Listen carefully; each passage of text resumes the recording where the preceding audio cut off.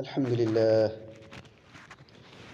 لله نحمده ونستعينه ونستغفره ونؤمن به ونتوكل عليه ونعوذ بالله من شرور أنفسنا ومن سيئات أعمالنا من يهد الله فلا مضل له ومن يضلله فلا هادي له وأشهد أن لا إله إلا الله وأن محمدا عبده ورسوله الذي أرسله بالحق بشيرا ونذيرا وداعيا إلى الله بإذنه وسراجا منيرا فقد قال الله تعالى في كلامه المجيد وفي الفرقانه الحميد أعوذ بالله من الشيطان الرجيم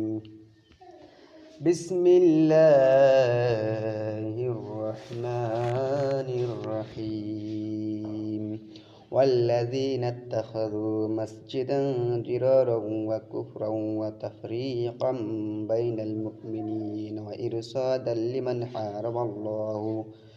لمن حارب الله ورسوله من قبل ولا يحلفن إن أردنا إلا الحسنى والله يشهد إنهم لكاذبون وقال رسول الله صلى الله عليه وسلم شر البقاء أسوقها وخير البقاء مساجدها أو كما قال عليه الصلاة والسلام وقال الله تعالى في آية الأخرى إن الله وملائكته يصلون على النبي يا أيها الذين آمنوا صلوا عليه وسلموا تسليما اللهم صل على سيدنا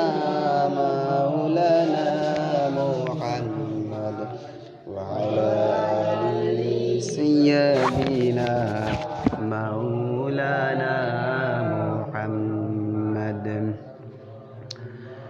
صل على سيدنا مولانا محمد وعلى آل سيدنا مولانا محمد होना ये फूल तो बुलबुल का तरन्नम भी न हो जमन दहर में कलियों का तबस्सुम भी न हो अल्लाहुम्मा सल्ली अला सय्यदिना मौलाना मुहम्मद व अला आलि सय्यदिना मौलाना मुहम्मद अल्हम्दुलिल्लाह সমস্ত প্রশংসা আল্লাহ সুবহানাহু ওয়া তাআলার, যিনি আমাদেরকে সুস্থ রেখে তার মহান হুকুম জুমার নামাজ আদায় করার জন্য এই পৃথিবীর সর্বশ্রেষ্ঠ জায়গা মসজিদ এখানে আসার বসার তৌফিক দান করেছেন। এজন্য আমরা সবাই শুকরিয়া আদায় করি আলহামদুলিল্লাহ। এই যে আমরা মসজিদে আসতে পারছি, এটা আল্লাহ সুবহানাহু ওয়া তাআলার অনেক বড় নিয়ামত। এই নিয়ামতের শুকরিয়া আদায় করে আমরা শেষ করতে পারবো না। আমরা নিয়ামতের শুকরিয়া সবসময় আদায় করব। লা ইন শাকারতুম লা আযীদান্নাকুম ওয়া লা ইন কাফারতুম ইন্না আযাবি লাশাদীদ। তোমরা আমার নিয়ামতের শুকরিয়া আদায় করো। যদি তোমরা আমার নিয়ামতের শুকরিয়া আদায় করো তাহলে আমি তোমাদের নিয়ামত অনেক অনেক বাড়ায় দেব। ওয়া লা ইন কাফারতুম, আর যদি তোমরা আমার নিয়ামত পাওয়ার পরে যদি কুফরি করো, অস্বীকার করো, ইন্না আযাবি লাশাদীদ, তবে জেনে রাখো আমার আযাব মহা কঠিন।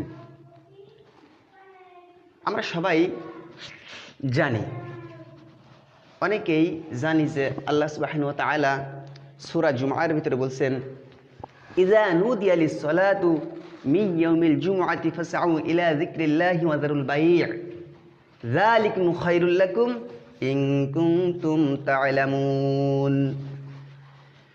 আল্লাহ সুবহানাহু ওয়া তাআলা পবিত্র কোরআন মাজিদের মধ্যে বলতেছেন, ইযা নুদিয়া লিস-সালাতু, যখন জুমার দিনে নামাজের জন্য আহ্বান করা হবে, আজান দেয়া হবে, ইযা নুদিয়া লিস-সালাতু মিন ইয়াউমিল জুমআতি, জুমার দিনে, ফাসআউ ইলা যিকরিল্লাহি ওয়া যারুল বাই', জুমার দিনে আজান কানে যাওয়ার সাথে সাথে ব্যবসা বাণিজ্য দুনিয়ার সমস্ত কাজ কাম সব ছেড়ে দাও। ইলা যিকরিল্লাহ, তোমরা আল্লাহর জিকিরের দিকে অর্থাৎ নামাজের জন্য দৌড়াও। যালিকুম খায়রুল লাকুম ইন কুনতুম তা'লামুন, এটা তোমার জন্য অনেক বেশি কল্যাণকর হবে যদি তোমরা তা অনুধাবন করতে পারো। আমরা দুনিয়ার কাজ কাম করি জীবিকা অন্বেষণ করার জন্য, খেতে কাজ করি, খামারে কাজ করি, অফিসে কাজ করি, আদালতে কাজ করি, শুধুমাত্র দুনিয়ার স্বার্থের জন্য। যখন জুমার দিন এসে যাবে, জুমার আজান হয়ে যাবে, তখন বলতেছেন, ও বান্দারা, তোমরা সমস্ত কাজ কাম ব্যবসা বাণিজ্য বন্ধ করে দাও, বন্ধ করে দিয়ে নামাজের জন্য চলে যাও, এটা তোমাদের জন্য অনেক কল্যাণকর হয়ে যাবে।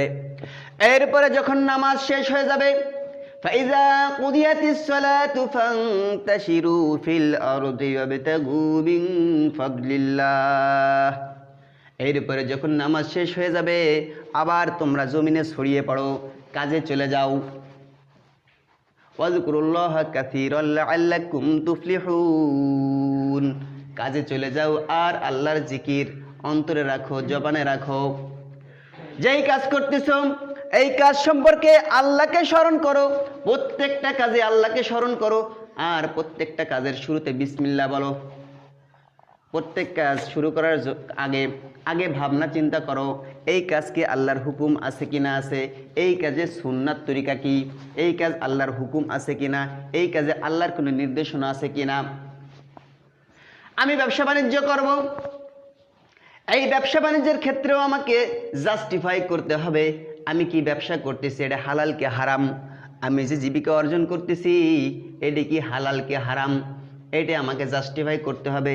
সব সময় আল্লাহর স্মরণ আমার অন্তরের ভিতর থাকতে হবে।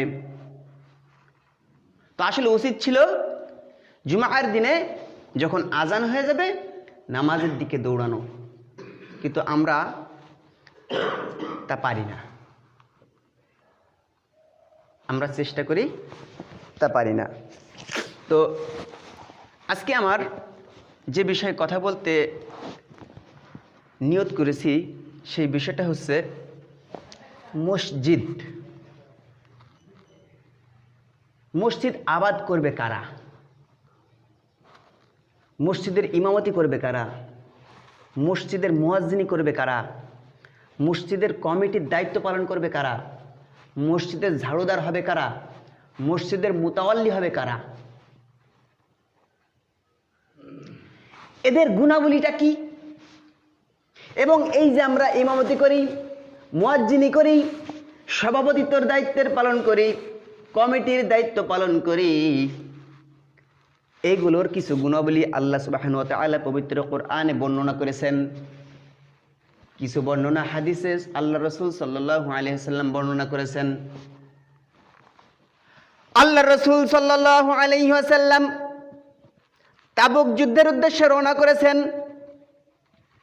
তাবুক যুদ্ধে যাবেন, সাহাবায়ে কেরাম সৈন্য সামন্ত সবাই প্রস্তুত করলেন। প্রস্তুত করার পরে কুবার অদূরে একটা জায়গা, ওখানে একটু বসলেন। বসার পরে কিছু লোক আল্লাহ রসুলের কাছে আসলেন।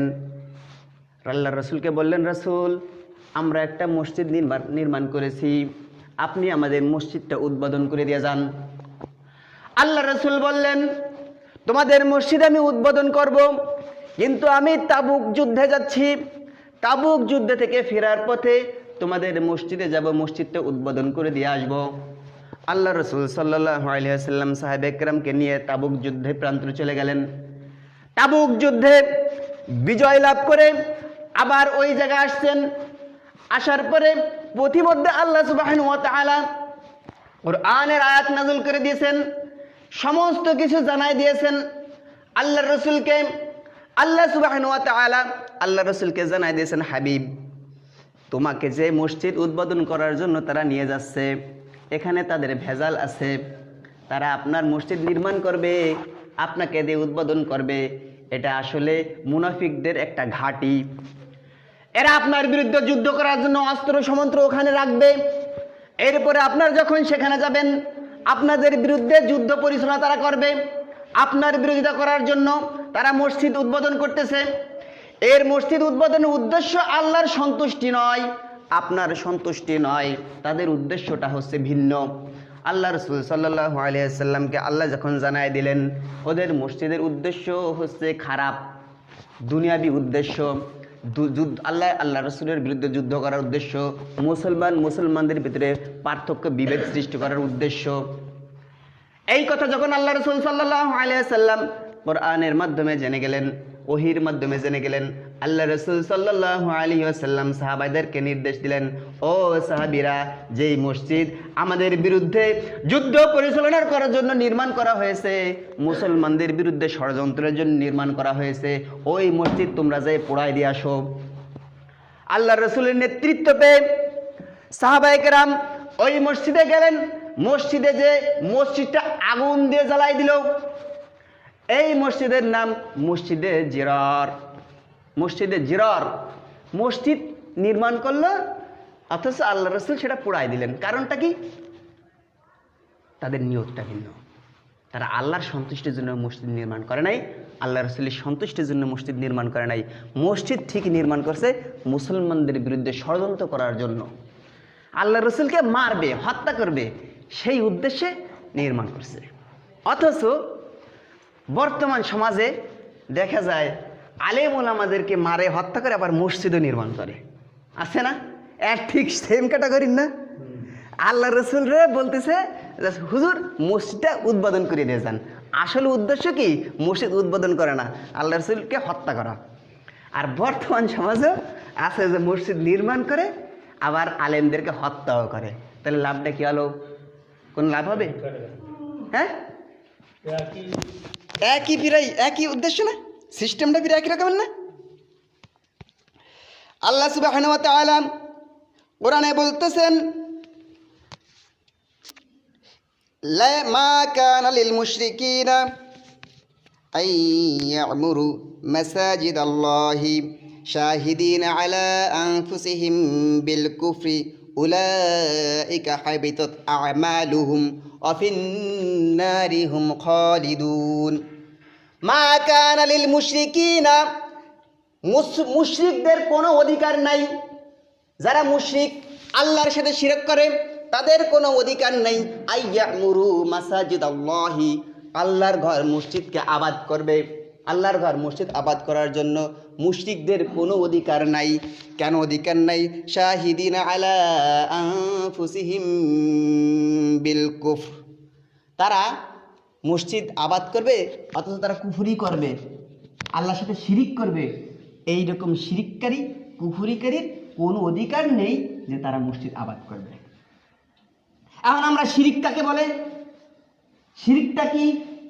শিরিক আলেম ওলামা বলতেছেন শিরিক দুই প্রকার হয়ে থাকে, শিরকে জলি, শিরকে খফি।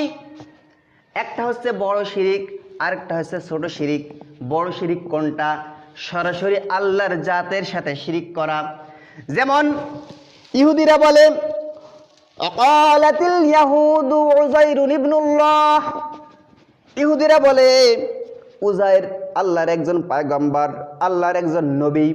উযাইর আলাইহিস সালাম আল্লাহর ছেলে।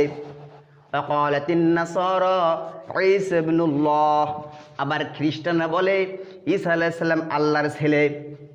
এটা আল্লাহর সাথে সরাসরি শিরক। এরপরে হিন্দুরা আল্লাহর সাথে অনেক শিরক করে, তাদের হাজার হাজার দেব দেবী আছে, এটা আল্লাহর সরাসরি বড় শিরক। এরপরে আল্লাহর ক্ষমতার সাথে শিরক করি। এরপরে শিরক আছে ইবাদতের শিরক। আমি নামাজ পড়তেছি, আমি মসজিদ নির্মাণ করতেছি, আমার উদ্দেশ্য যদি আল্লাহকে সন্তুষ্টি না করিয়া মানুষের কোনো উদ্দেশ্য যদি হয় তাহলেও শিরিক হয়ে যাবে, ইবাদতের শিরিক। এই শিরকে শিরকে খফি, ছোট শিরিক বলা হয়, ওটাও শিরিক এটাও শিরিক। আল্লাহ সুবহানাহু ওয়া তাআলা বলতেছেন ফাওয়াইলুল লিল মুসাল্লিন আল্লাযীনা হুম আন সালাতিহিম সাহুন। ওই ধরনের মুসল্লিদের জন্য ধ্বংস যারা লোক দেখানোর জন্য নামাজ পড়ে। তাহলে শিরকের বিষয়টা বুঝতে হবে। আল্লাহ বললেন মুশরিকদের কোনো অধিকার নাই তারা মসজিদ আবাদ করবে। তাহলে 1 নম্বর, আমাদের মসজিদের ইমাম হইতে হলে, মুয়াজ্জিন হইতে হবে, মানে টোটালে মসজিদ আবাদ করার জন্য আমার সর্বপ্রথম কাজটা হচ্ছে আমাকে শিরক করা যাবে না। 1 নম্বর শর্ত, আল্লাহর সাথে কোনো পর্যায়ে শিরিক করা যাবে না। হ্যাঁ, যদি আমি মসজিদ আবাদও করতেছি শিরিকও করতেছি তাহলে কি হবে? আমি মসজিদ আবাদ করতেছি, আমি মসজিদের ইমাম সাহেব, আমি মসজিদের মুয়াজ্জিন সাহেব, আমি মসজিদের খাদেম সাহেব, আমি মসজিদের সভাপতি, আমি মসজিদের সেক্রেটারি, আমি মসজিদের ক্যাশিয়ার, আমি মসজিদের সদস্য, অথচ আমি মসজিদ ঠিকই আবাদ করতেছি, অথচ আমি আল্লাহর সাথে শিরিক করতেছি। তাহলে কি হবে? আল্লাহ সুবহানাহু ওয়া তাআলা বলতেছেন হাবিতাত আমালুহুম। এই যে যারা আল্লাহর সাথে শিরিক করে, আবার তারা মনে করে আমরা আল্লাহর ঘর পরিচর্যা করিয়া, আল্লাহর ঘর রক্ষণাবেক্ষণ করিয়া আমরা আমল সঞ্চয় করতেছি, এইটা হয়তো আমাদের কাজে দেবে। আল্লাহ সুবহানাহু ওয়া তাআলা বলতেছেন যতই মসজিদ পরিচর্যা করুক না কেন, মসজিদ বানাক, মসজিদ পরিচালনা করুক, মসজিদের ইমাম সাহেব হোক, মসজিদের খাদেম সাহেব হোক, মসজিদের সভাপতি হোক, তাদের সমস্ত আমল আমি বরবাদ করে দিলাম, সব আমল বরবাদ হয়ে যাবে। আর কি হবে? খালিদিনা হুম উলাইকা হুম ফি নারি খালিদিনা ফিহা আবাদা। আর যারা শিরিক করতেছে অথচ মনে করতেছে মসজিদ আবাদ করেই আমরা পার পেয়ে যাব, না না, কখনোই হবে না। তারা চিরদিনের জন্য জাহান্নামে থাকবে। খালিদিনা ফিহা আবাদা, চিরদিনের জন্য তারা জাহান্নামে থাকবে। শুধু মসজিদ আবাদ করলেই হবে না, আমাকে ইমানদার হইতে হবে, খাঁটি ইমানদার হইতে হবে।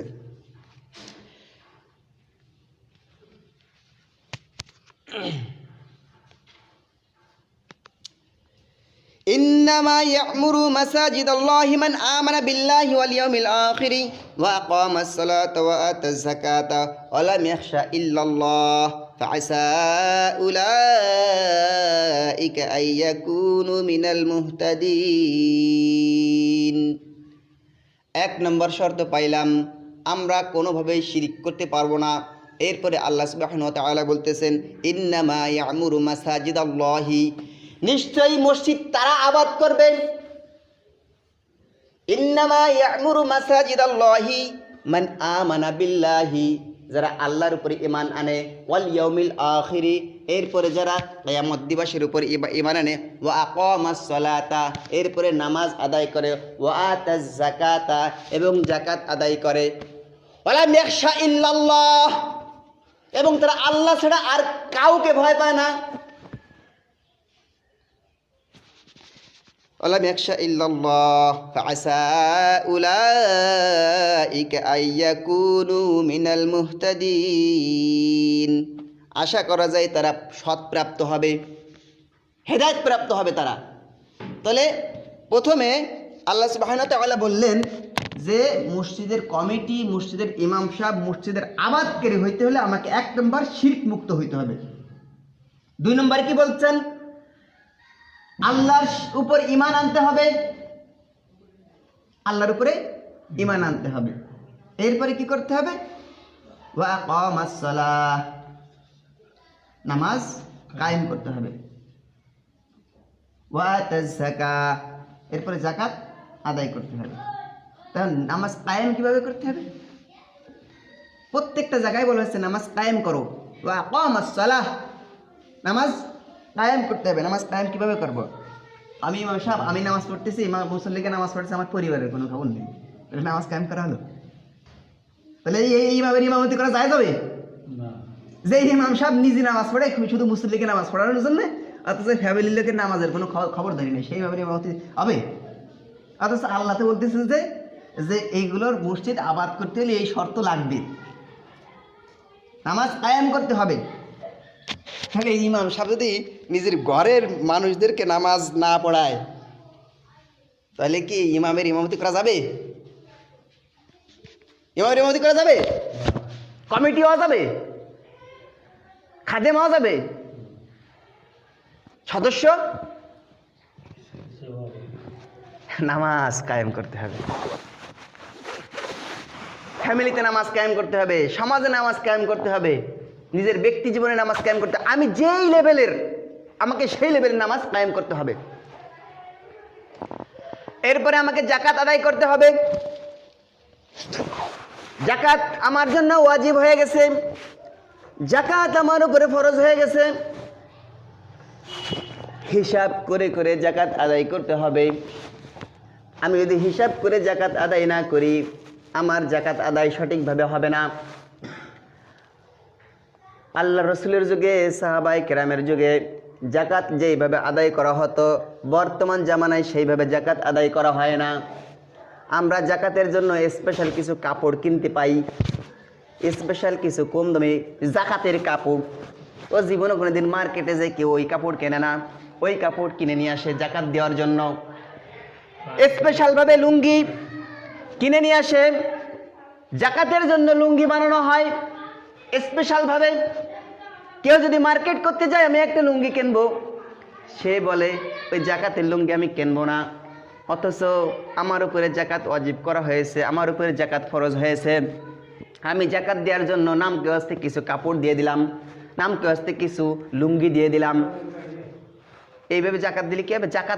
যাকাত ফরজ হওয়ার উদ্দেশ্য হচ্ছে সমাজ থেকে গরিবদের সাহায্য করা, গরিব দূরীভূত হওয়া। একবার আল্লামা দেলার হোসেন সাঈদী রহমতুল্লাহ আলাইহি তিনি যাকাত বিষয়ে একটি কথা বলছিলেন, যে যাকাত দিতে হবে, আমরা দিই শুধু কাপড় দিই, লুঙ্গি দিই। আসলে যাকাত যদি এই যে সমাজে যত মানুষ ধনী, যাদের উপরে যাকাত ফরজ হয়, তারা যদি এক একজনে এক একটা গরিবের দায়িত্ব নেয়। আমাদের সমাজে সুদ অ্যাভেলেবেল আছে না? সুদ নেয় না এনজিওর থেকে? এনজিওর থেকে সুদ নেয়। যারা যাকাত যাদের উপরে ফরজ হয়েছে, তারা যদি এই বিষয়টা মাথায় রাখে যে কার কার অর্থনৈতিক অবস্থা এত মন্দা, যারা সুদের দ্বারস্থ হয়ে যায়, এনজিওদের দ্বারস্থ হয়ে যায়, এরা যদি খুঁজে খুঁজে খুঁজে খুঁজে এই ধরনের দুঃসহায় অসহায় মানুষদের পাশে শুধু যাকাতের অর্থগুলো তাকে হাতের মুঠায় দিয়ে আসে, আর বলে ভাই সুদের দরকার নাই, যত সাহায্য সহযোগিতা আমিই দেবো, সে আর সুদের ভিতরে যাবে না। সাইদে কেউ সুদের ভিতরে যেতে চায়? যাকাত ফরজ ওই নাই কার? আমি তো দেখি না যাকাত ফরজ ওই নাই কার বর্তমানে। আর যাকাত খাওয়ার উপযুক্তও নাই, যাকাত খাওয়ার উপযুক্তও নাই, আর যাকাত ফরজ হয় নেই, ওয়াজিব হয় নেই, সেরকম মানুষ বর্তমানে পাওয়া খুব দুষ্কর। তারপরেও যাকাত যদি সঠিকভাবে আদায় করা হয়, সঠিকভাবে আদায় করতে হলে সমাজের দুঃস্থ মানুষ খুঁজে খুঁজে খুঁজে খুঁজে আমাকে যাকাত আদায় করতে হবে। আর আমরা যাকাত দিই, আমার কাছে আসবে ফকির মিসকিন, একটা কাপড় দিয়ে দিলাম, গেল, শেষ। ওইভাবে যাকাত আদায় করা তো আসলে সঠিক যাকাত আদায় হচ্ছে না। সমাজে দেখতে হবে আমার সমাজে কে অসহায় আছে, কে অভাবগ্রস্ত আছে, তার দ্বারে যে একজন মানুষের লাখ লাখ টাকাও যাকাত হয়। প্রত্যেক বছরে ফান্ডে 1 লাখ টাকাও হয়। সে যদি 2টে মানুষ নির্বাচন করে যে আমার সমাজে 2টে মানুষকে স্বাবলম্বী করে দেবো আমি। অনেকে সুদের থেকে টাকা উঠে ব্যান কেনে না, অনেকে সুদের থেকে টাকা উঠে বুলাক করে, মেশিন কেনে, অনেক গাড়ি ঘোড়া কেনে, এরকম করে না, গরু কেনে, এরকম আছে না এই সুদের থেকে। এখন সে যদি ওই যাকাত যার উপরে ফরজ যায়, সে যদি ওই টাকাটা তার কাছে দিয়ে, ভাই তুমি একটা গরু কিনে নিও, ভাই তুমি একটা ব্যান কিনে নিও, তুমি অসহায়ের ভিতরে আছো, তুমি একটা ব্যান কিনে নিও। এরপরে সমাজে অনেক শিক্ষিত সমাজ আছে, বহুত শিক্ষিত সমাজ আছে, তারা চাকরির জন্য দাঁড়িয়ে দাঁড়িয়ে ঘুরতেছে, চাকরি পাচ্ছে না সে, কিন্তু সে ব্যবসা বাণিজ্য করবে সেই টাকাও তার নাই। আর সে যদি একটা মানুষ যদি সেরকম একটা অসহায় ছেলে দেখে যে ভাই তোমার একটা কম্পিউটার কিনে দিলাম, তুমি কম্পিউটারের দোকান নিয়ে বসো, তোমার এই টাকাটা জাকাতের টাকাটা দিলাম, যে সমাজের দুইটা উপকার হয়ে যাচ্ছে। একটা হচ্ছে বেকারত্ব দূর করার জন্য কাজ করতেছে, জাকাত আদায় করতেছে। এখন শুধু যদি লুঙ্গি আর কাপড় দেয় জাকাত আদায় হবে? তো নামের অস্তে জাকাত আদায় করা হচ্ছে। তাহলে আল্লাহ সুবহানাহু ওয়া তাআলা বলতেছেন ইন্নামা ইয়া'মুরু মাসাজিদাল্লাহি মান আমানা বিল্লাহি ওয়াল ইয়াউমিল আখিরি ওয়া আকামুস সালাতা ওয়া আতুজ যাকাতা ওয়া লাম ইয়াখশা ইল্লাল্লাহ। প্রথম গুণ বলেছিলাম মসজিদ কমিটির সভাপতি মসজিদের খাদেম আবেদ হওয়ার জন্য কয়েকটি শর্ত আছে। 1 নম্বর শর্ত, তাকে শিরক কোনোভাবেই করা যাবে না।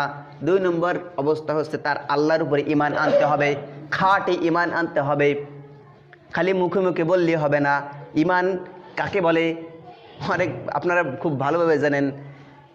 ঈমান আমরা আনি লা ইলাহা ইল্লাল্লাহু মুহাম্মাদুর রাসূলুল্লাহ। আমরা মুখে মুখে বলি, মনে করি লা ইলাহা ইল্লাল্লাহ আমি পড়লাম আর আমি ঈমান আনলাম। একবার আমির হামজা দামাত বারাকাতুহুমুল আলিয়া বলছিলেন, শুধু এর ভিত্তিতে যদি বলা হয় ঈমান আনি, বাংলাদেশে হিন্দু খুঁজে পাওয়া যাবে না। কিরা না জানে লা ইলাহা ইল্লাল্লাহ, কিরা না পড়ছে, অনেকে বলে লা ইলাহা ইল্লাল্লাহ।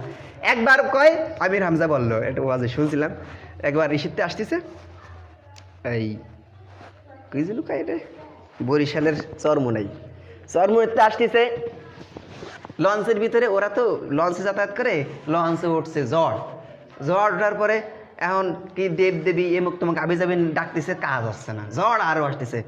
এখন লা ইলাহা ইল্লাল্লাহ জিকির করতেছে।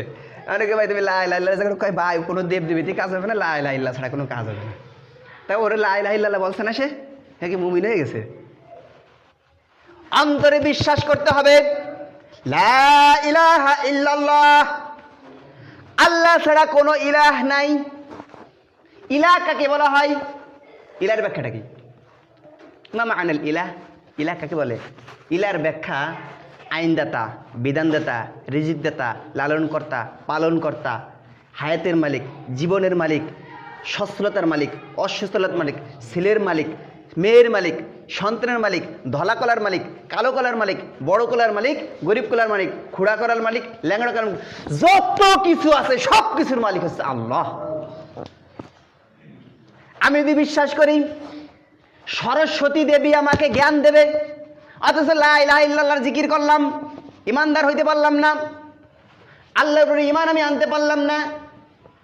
আমি যদি মনে করি কোনো পীর সাহেব সন্তান দেবে, এই যদি কোনো বিশ্বাস আমার ভিতরে থাকে, লা ইলাহা ইল্লাল্লাহ কালিমা অস্বীকার করলাম। আমি যদি মনে করি আল্লাহর কোরআন ছাড়া অন্য কোনো বিধান দিয়ে দেশে শান্তি হবে, কোরআন দিয়ে দেশে শান্তি হবে না, আমি যদি এটা মনে করি, তাহলে আমি লা ইলাহা ইল্লাল্লাহ আমি মুখে মুখে বললাম, অন্তরে স্বীকার করলাম না।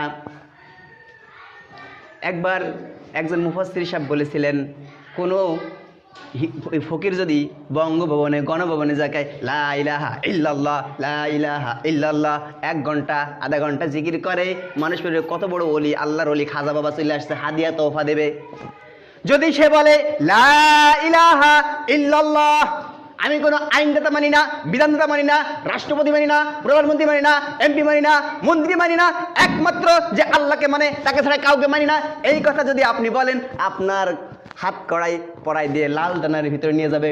অথচ এই কথার অর্থই হচ্ছে এটা, কোনো প্রধানমন্ত্রী মানি না, আইনমন্ত্রী মানি না, পুলিশ মানি না, কোনো নেতা মানি না, নবীও মানি না যদি সেই নবী আল্লাহর কথা না মানে।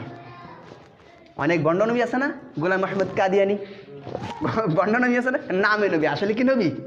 সে আল্লাহর খতমে নবুয়ত অস্বীকার করছে, আল্লাহ রসুলের খতমে নবুয়ত অস্বীকার করছে। যে আল্লাহ রসুলের খতমে নবুয়ত অস্বীকার করে, সে যতই মুসলমান বলুক, সে কি মুসলমান হইতে পারে? লা ইলাহা ইল্লাল্লাহ আল্লাহর উপরে ঈমান আনার অর্থটা কি? সব বিষয় মিন শাররিহি খায়রিহি মিনাল্লাহি তাআলা ওয়াল বা'স বা'দাল মাউত, আমার ভালো, আমার মন্দ, আমার হায়াত, আমার মউত সব কিছু আল্লাহর থেকে হয়। এই পূর্ণ ইয়াকিন যার ভিতরে থাকবে সেই হচ্ছে ঈমানদার। ওয়াল ইয়াউমিল আখির, এরপরে কিয়ামত দিবসের উপর তার ঈমান আনতে হবে। আমি দুনিয়ায় যেই কাজ না করি না কেন, যত বড় এমপি মন্ত্রী হই না কেন, আমাকে মনে মনে রাখতে হবে আমি যেই কাজ করি না কেন কিয়ামতের ময়দানে আমার এই বিষয়ে জবাবদিহি করতে হবে। এখন আমি দুনিয়ায় আকাম কুকাম করে বেড়ালাম, অথচ আমি বললাম কিয়ামত দিবসের বিশ্বাস আমি আনলাম, ইমান আমি আনলাম, আসলে কি সত্যতা হয়েছে? আমি কিয়ামত দিবসের পথে ইমান আনছি, আবার আকাম কুকাম করে বেড়াচ্ছি, তার কথা কি সত্যতা হইল? লা ইলাহা ইল্লাল্লাহ বলা হইল? হইল না। আমি বলতেছিলাম মসজিদ কমিটি, মসজিদের ইমাম সাহেব, খাদেম সাহেব, ইন্নামা ইয়ামুরু মাসাজিদাল্লাহি মান আমানা বিল্লাহি ওয়াল ইয়াউমিল আখিরি ওয়া আকামাস সালাতা ওয়া আতুজ যাকাতা ওয়া লাম ইয়াখশা ইল্লাল্লাহ। এই আয়াতের কথাই বলতেছিলাম যে মসজিদের খাদেম হইতে হলে, মসজিদের কমিটি হইতে হলে, সদস্য হইতে হলে কয়েকটি, মূলত আমি 12টি গুণাবলী আমি একটু কালেকশন করছি। মোটামুটি 12টি গুণাবলী থাকার দরকার। 1 নম্বর গুণাবলী শিরক করা যাবে না, কোনোভাবেই শিরক করা যাবে না। 2 নম্বর হচ্ছে আল্লাহর উপরে ঈমান আনতে হবে। 3 নম্বর হচ্ছে কিয়ামত দিবসের উপর ঈমান আনতে হবে। এরপরে জাকাত দিতে হবে, পুঙ্খানুপুঙ্খানুরূপে জাকাত দিতে হবে। লোক দেখানোর জন্য জাকাত নয়, তো জাকাত কিভাবে দেব এর বিষয়ে কিছু বললাম, তাই না? এবারে ওয়ালা ইয়াখশা ইল্লাল্লাহ, আল্লাহ ছাড়া কাউকে ভয় পাওয়া যাবে না। সমাজে অন্যায় হবে, অবিচার হবে, দেশে অন্যায় হবে, অবিচার হবে, ইমাম সাহেব, খতিব সাহেব ওই অন্যের বিরুদ্ধে হক কথা বলতে হবে। এই ধরনের ইমাম রাখার যোগ্যতা সম্পন্ন হইতে হবে। মানে ইমাম সাহেব শুধু ফজিলতের কথা বর্ণনা করতেছে, আকাম কুকাম যে আছে এই কথা একটুও কদ না। যে হক কথা বলে না সে হচ্ছে বুবা শয়তান। কি শয়তান? বুবা শয়তান। আমি ভালো মতো খালাম আর মোটামুটি তসবি গুনলাম, লা ইলাহা ইল্লাল্লাহ, লা ইলাহা ইল্লাল্লাহ, অত সহজ জান্নাতে যা, অত সহজ। আর ঢুকলাম আর কইলাম আর চলে গেলাম জান্নাতে। জিহাদ করা উত্তম জিহাদ। উত্তম জিহাদের মধ্যে একটা হচ্ছে নাফসের বিরুদ্ধে জিহাদ, একটা হচ্ছে কিসের বিরুদ্ধে জিহাদ?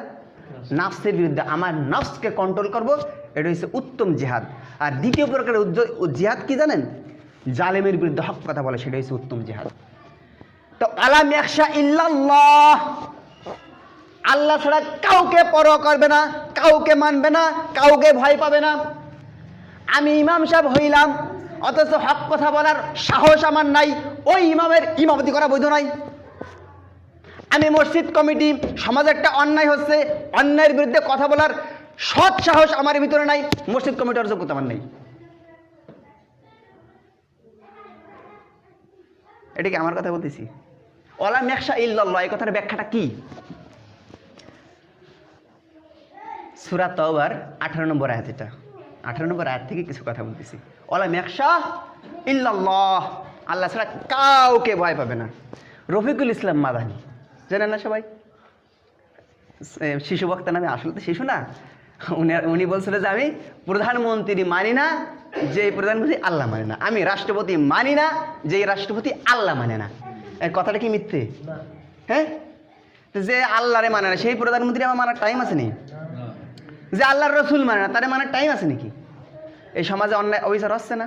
কত কর কোনো ভাষা আছে? ক্লাস 8-এর বইতে কবিতার নাম দিয়ে সুলাইমান আলাইহিস সালামের কার্টুন আঁকিছে। এটা কি? স্পষ্ট কুফর, স্পষ্ট কুফর। ইমান আছে? ইমান কি আছে? আল্লাহ রসুলের কার্টুন আঁকিছে কারা? ফ্রান্স। মনে আছে তা? ফ্রান্সের সমস্ত পণ্য এখনো বয়কট করছি আমরা, এখনো স্পিড আমরা খাই না। কেন খাই না? ওই যে ফ্রান্সের পণ্য, এই জন্য আমরা স্পিড খাই না, তাই না? মুসলমানের স্কুলে পড়ানো হয় ইসলাম শিক্ষা। এই ইসলাম শিক্ষার বইতে দুর্গার ছবি। কা ইসলাম শিক্ষা বইতে দুর্গার ছবি কা কেন? আমি একটা হজের বই আমি নিজে টাইপ করছিলাম। আমি হজের চাকরি করছি দীর্ঘদিন। আমি এক মুফতি সাহেব আর আমি দুইজনে একটা হজের বই লিখছিলাম, কম্পিউটারে টাইপ করছিলাম আমি। তো টাইপ করার সময় একবার টাইপ করে আর ওনারা বলে কি, হুজুর আপনি মনিটরের দিকটা চাইয়ে দেখেন কোনো ভুল টুল আসছে নাকি। আমি টাইপ করতেছি আর ওনারা বলতেছি চাইয়ে দেখেন। চাইয়ে দেখছি, পরে ওইটা আবার রিভিশন করার জন্য দুইজনে মিলে একসাথে দেখি। আবার ওইটা আবার রিভিশন করার জন্য ওটা প্রিন্ট করে আবার আর একজনে দেয়, হাইলাইট করে দেখেন কোনো ভুল আছে কিনা। শুধু ছোট্ট একটা হজের বই লাগবে, আমরা হজের বই পাবলিশ করবো আমাদের কোম্পানি থেকে, টাইপ করতেছি আমি নিজে আর একজন মুফতি সাহেব। তা কী করতেছি, এতভাবে পর্যবেক্ষণ করতেছি কোনো জায়গায় কোনো ভুল হয় কিনা। রাষ্ট্রীয় কাজ, দেশব্যাপী কাজ, একটা বইটি দুর্গার ছবি হয়, একবারও কি রিভিশন হয় নাই? একবারও রিভিশন হয় নাই, হয়েছে না? পরিকল্পিতভাবে এগুলো করছে, পরিকল্পিতভাবে, সুপরিকল্পিতভাবে এগুলো কারা করছে? ইসলাম শিক্ষা বইটি দুর্গার ছবি কে দিছে? কার সাহস আছে? বাংলাদেশের মুসলমানের ইসলামের বইটি দুর্গার ছবি কার? এত বড় কলিজা কার? কার সাহস? ক্লাস 8 বইটি সুলাইমান আলাইহিস সালামের কার্টুন, কার সাহস হয়েছে? এত বড় সাহস কে দিছে? ট্রান্সজেন্ডার ট্রানজেকশন কি যেন কয় না, একটা আছে ভাইরাল হয়েছে। তো একজন মানুষ, আমি যদি আমি এখন নারী হয়ে গেছি, আমি নারীদের সাথে ঘুমাবো, আমার ইমামতি রাখবেন আপনারা? কি করবেন আপনারা? বন্ধ করবেন না? তো সরকার এটা করতেছে।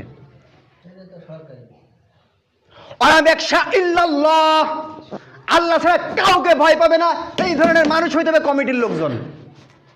আল্লাহ ছাড়া কাউকে ভয় পাবে না, এই ধরনের মানুষ হইতে হবে কমিটির লোকজন। আমি বলতেছিলাম কমিটি, মসজিদ কমিটি হওয়ার জন্য কিছু গুণাবলী, মসজিদ কমিটির কি কি গুণাবলী থাকতে হবে? মা কানা লিল মুশরিকিনা আইয়ামুরু মাসাজিদাল্লাহ, মুশরিকদের জন্য মসজিদ পর্যবেক্ষণ কমিটি হওয়ার অধিকার তার নাই।